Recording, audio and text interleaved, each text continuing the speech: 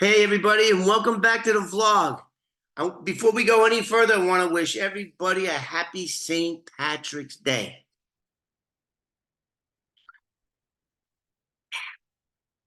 I know it ain't beer, but it's all I got right now, so I'm going with the wine. Anyway, as I said before, happy St. Patrick's Day. You know, out here in California, they don't have the St. Patrick's Day flavor. They just don't have it. They don't have a lot of things out here. I don't like it out here at all. Um, but New York does. We know how to do it. And today we're going to have the St. Patrick's Day parade. Today is March 17, 2024. In case you guys are going to be watching this way in the future, that's when it is. And today we're going to be talking, we're going to pick up where I left off 2 videos ago.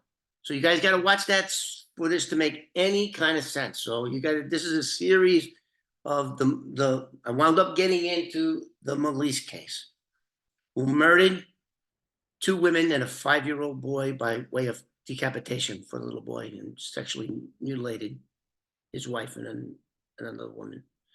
So we're going to be talking about that where I left off over there. So now everybody's dead. I'm living at 225 Valley Boulevard in Woodridge, New Jersey. And it's 6 o'clock news. I'm watching Eyewitness News. And the first thing, 3 people slaughtered in Fair Lawn, New Jersey. And the next thing I see is John Johnson, the reporter. And he's standing in front of, he's standing like right here. And all the police cars are in back of him. And a little side note about John Johnson. John Johnson is the husband of E.G. Carroll, that piece of shit that sued our President Trump. That was his ex-wife, that crazy lunatic that just got like $91 million to judgment. Fucking, anyway, again, I digress, but, you know, the author of the big book, Charles Kipps, knew John Johnson very well. So he's sitting in front of there and he's telling the whole thing, and I'm freaking out. And the first thing that runs through this brain is, oh my God, if I didn't take Beth out, Beth would have been in Marsha's place. If I didn't take Bobby out, Bobby would be in Harold's place, dead, decapitated, butchered by that piece of shit right there. You know, this is really a great story. It's going to make a great movie one day, I'm sure. But boy, do I fucking hate telling this story. I already told it once 3 years ago. But now that we're doing this 1973, 1974, we're in this era here. I'm going to tell you a little bit about who I am and how I got to where I am, being cop without a badge. So Beth comes around and she's watching as the 2 bodies are removed from they're taking the bodies down that staircase right there. This was a little house. John Johnson's right here by the street sign, and you see the 2 bodies coming out, and you could tell they were both of these victims were obese. They were both 250 and up. And now we see this small body bag, a child body bag, come out, and oh my God. And I'm thinking it would have been Beth and Bobby.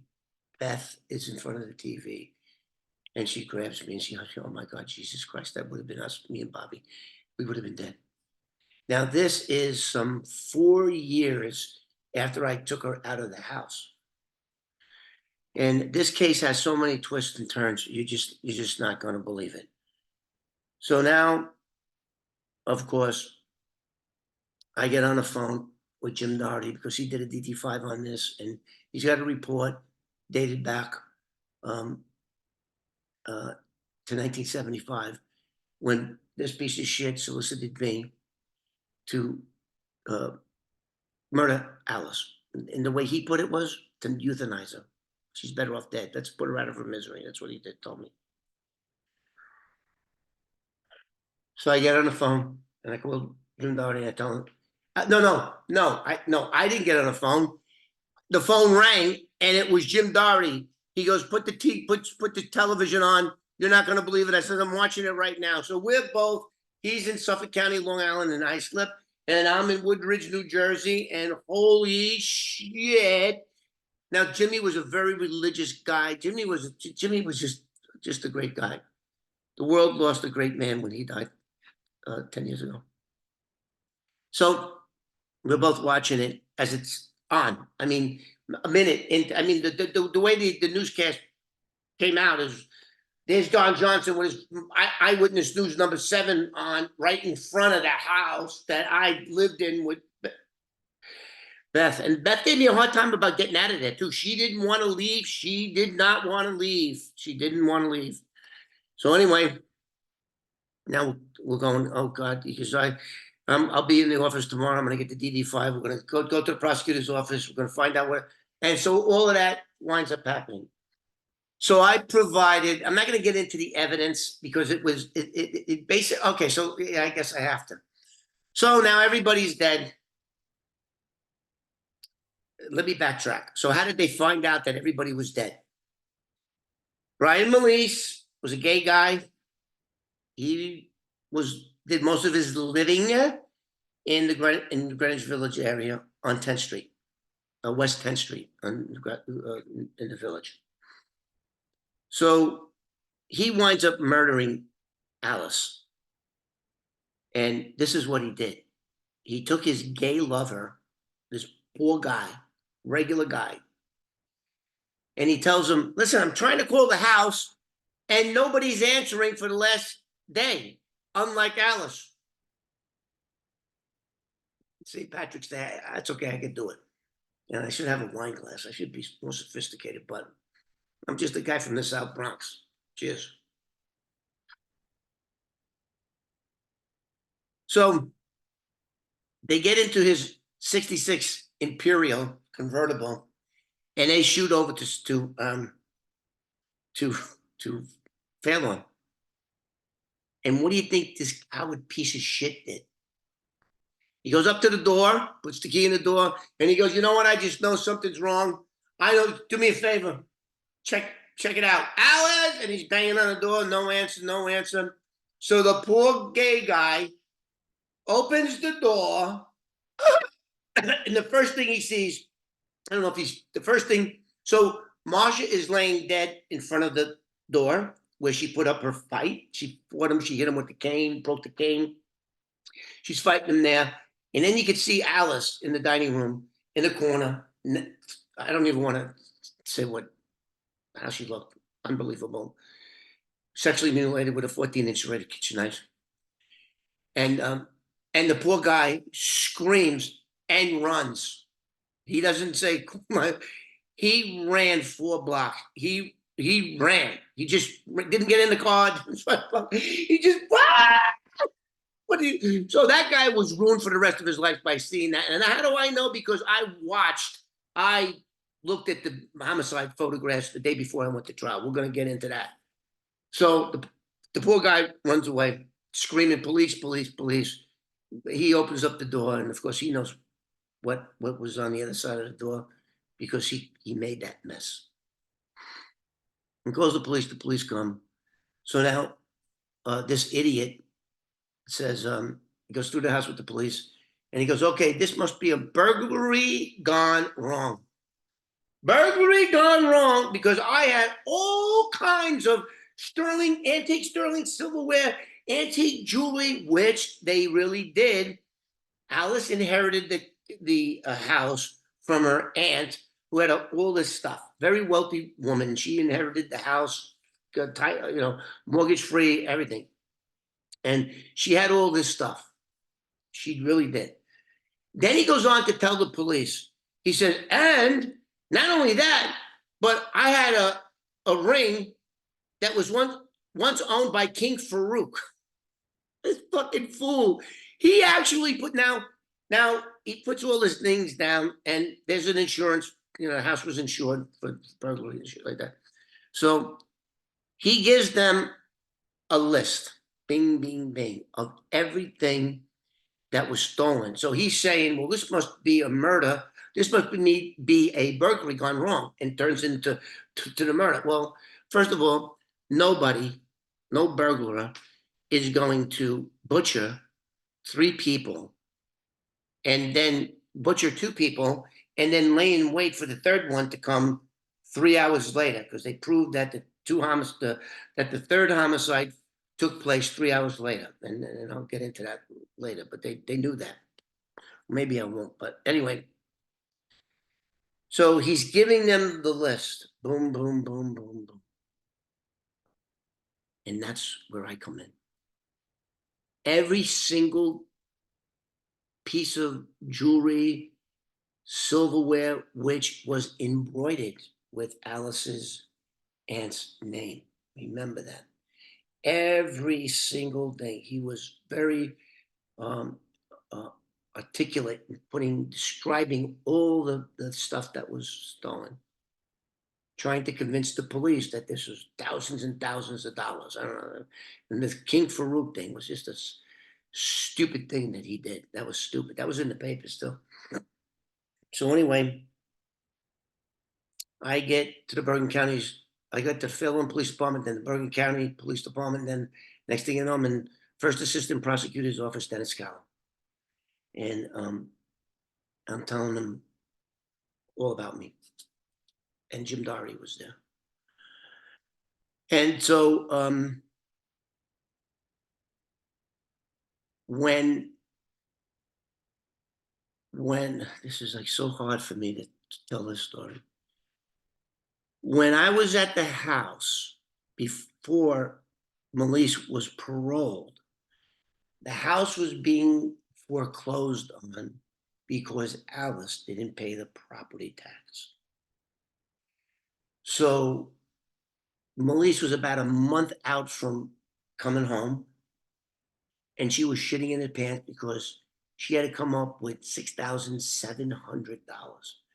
And this is 1975 money. Don't forget, that's a lot of money that she didn't freaking pay the taxes for God knows how long. I don't know. So she goes, what are we going to do when he comes home and if they foreclose, Brian will kill me. Oh, yeah, he'll kill you, all right. That's what she said. He'll kill me, but not really meaning it. So I go, okay, so what do you got to sell? And she tells me, so she brings out these wooden trays filled with sterling silverware embroidered with the name on it. And she's got boxes of them. And then she's got all her jewelry that her aunt owned. And I said, give it to me and I'll sell it. So I'm from the Bronx. So there was this pawn shop that would pawn stuff, and they would also buy stuff. Anything you got, jewelry, gold, silver. What they do is they melt it down, sterling silver. So I go, I know a place, Providence Road. It's on Fordham Road and Webster Avenue. I'll take care of this. There's got to be, this stuff was, I mean, I went in there, the guy had to get a truck, a hand truck to fucking pull it in. And they waited and they did all this stuff.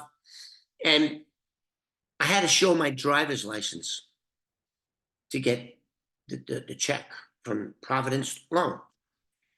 And they went down and created a list and a description of every single item. Boom, boom, boom, boom, boom, boom, boom. Every single item. Gave it to me. Now, this is before I had no idea what that animal was. I had no fucking idea. I had no idea. So I sell the stuff. I get a little more than what she needs for the Fairlawn assessor, tax assessor. St. Patrick's Day. I know it's not traditional. No, I realize I'm going to get comments. No, you should be drinking pounding beers, Guinness. So anyway, and so now, I get this stuff. This is 1975, and something told me to keep it, to keep the receipts of everything. My name, my driver's license. I even remembered the bank. I think it was Chase Manhattan Bank. It was the check was that he gave me. I remembered everything. Unlike today, I can't remember shit. I'm fucking getting old. So I kept that list. Now, 4 years later, boom, this happens. And so anyway, so Molese tells the detective in charge, which was a man by the name of Frank Del Preti from the Bergen County Prosecutor's Office. He worked with Dennis Cowell. That, well, hell, all the jewelry is missing. That's why they must have did it. That's why they killed her. But meanwhile, they wind up finding out that, no, that's not the way it happened. Nobody does that. They kill you, they'll shoot you, they'll stab you once, not 40 times, not sexually molesting their victim. They want to kill them and leave. And that wasn't the case, because he had to wait for Marsha, remember? Because he had to kill all three of them to get the $900,000. He had to kill, that wasn't in his plan, that, oh shit, she's not here, I have to wait for her. And the whole place was covered in blood. I mean, you got to go back to the last two videos. So he's got that list. He wrote out a list and gave it to the police. This is, you gotta alert all the porn stops, and so that's what the police were doing. They didn't believe him, because they knew one victim was killed 3 hours later than the other two. They were suspecting him, and of course, once they ran him, they found out he was a piece of shit, fucking on parole. And the way this guy, when the cops take a look at Alice, and they take a look at this George Hamilton looking lookalike here with movie star looks, they knew something ain't right. They knew. That's okay. So now they got he gives them the list, and then I'm interviewed, and I'm telling them boom, boom, boom, and I tell them, yeah, back in 1975, I had to hawk all of Alice's jewelry and silverware. And boing, I don't know if anybody's had a German Shepherd, but when they hear something that, woo, and they went, what? Woo? What? I go, yeah. He goes, where did you sell it? And I said, Providence, Rome, Providence porn stop on Fordham Road and Webster Avenue. And he says, oh, you don't have the receipt, do you?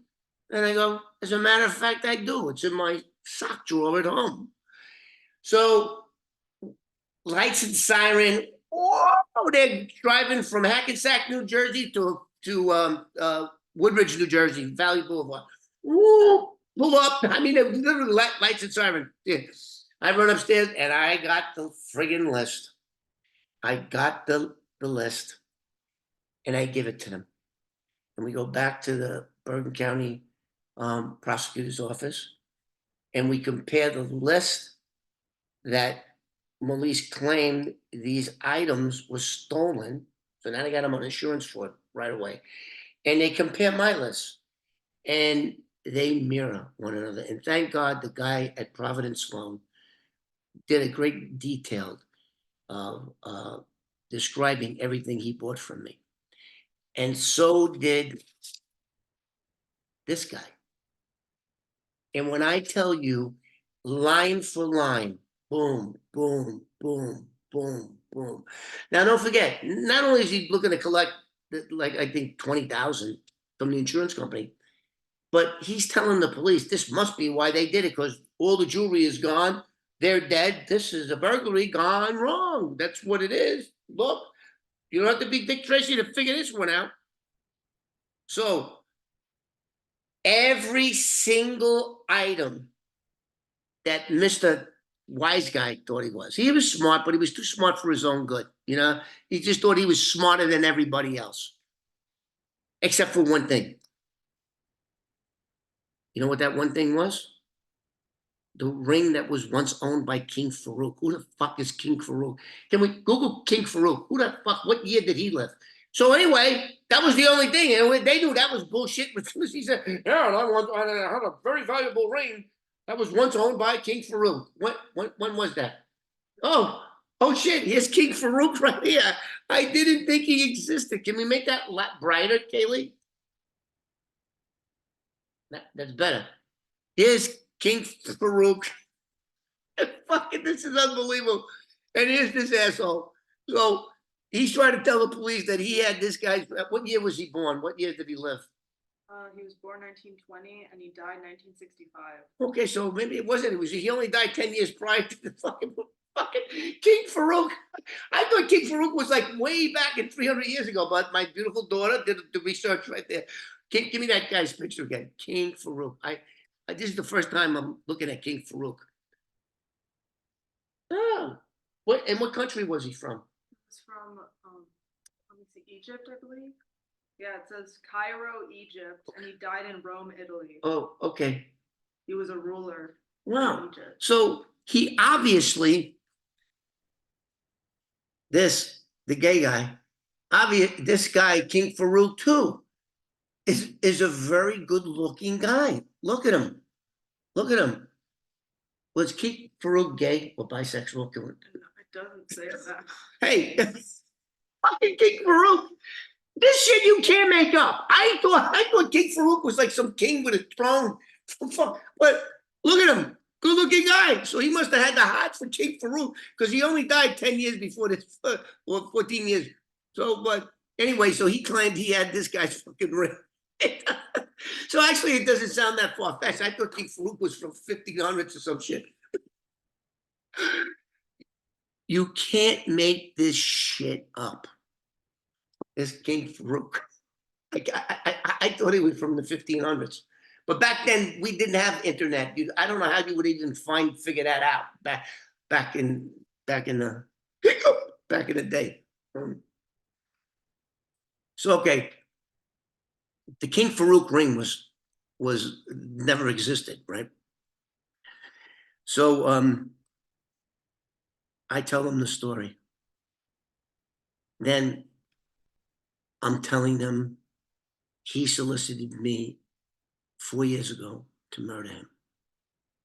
So now that the detective is a little, he's standing like, oh yeah, this sounds like somebody looking for attention or something. And I tell him that story. And I says, Beth, my wife can corroborate it. And not only can she corroborate it, so can NYPD and the Manhattan District Attorney's Office Squad, because I told them. And their jaw dropped. Because in the solicitation of murder, he was telling me, all you got to do is make it look like a burglary and and I put that shit down in the DD5. So Jim Doherty had that. We didn't have it right there that day, but had that report.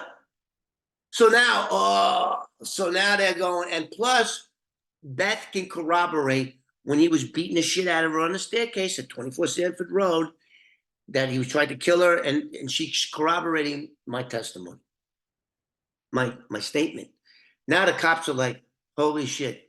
But for whatever reason, if this was in Manhattan, in New York City, that would have been enough PC to lock his fucking ass up, but not in New Jersey. I don't know why Dennis took 4 years when we had everything that we needed, as far as I was concerned, just by my testimony and the police reports and everything that I said. By this time, I had a lot of, this is 1979, I've been working a bunch of cases and I had a lot of, I was a credible, what did they call me? A credible, validity, something with validity, and they label me. This guy's got validity. Everything he said over the past 4 years, he says, hit that door, there's drugs in there, guns, murder, whatever. I was batting 100%. And those investigators knew that this murder, and let me tell you something about this murder. Not only did it devastate the bedroom community of Fairlawn, New Jersey, Bergen County, New Jersey, they're thinking they got a maniac madman that decapitates 5-year-old little boys and molests with the friggin' knife, and boom, all the blood all over the fucking floor. Everybody's shitting in their pants. They're locking their doors. And it wasn't only in New Jersey. It was the tri-state area, New York, New Jersey, and Connecticut. Every cop, every FBI, everybody wanted to get this prick off the street. So now, within hours of this happening, like one day, I say within one day, by the time Jamie got to Jersey and we started working with the Bergen County prosecutor and they're great detectives. Frank Del Preti, and there was another detective there that went to the ATF, that was the one that did the undercover work, putting the Iceman away, because he lived in Bergen County. So I think, I forget the guy's freaking name, but you see how all these stories just keep shooting off into other directions. So anyway, so they're like, holy shit. So I'm going like, holy shit, they're gonna lock this fuck up right now. Like, I wanted them right now. And that just didn't happen. He wasn't brought to trial until 1983.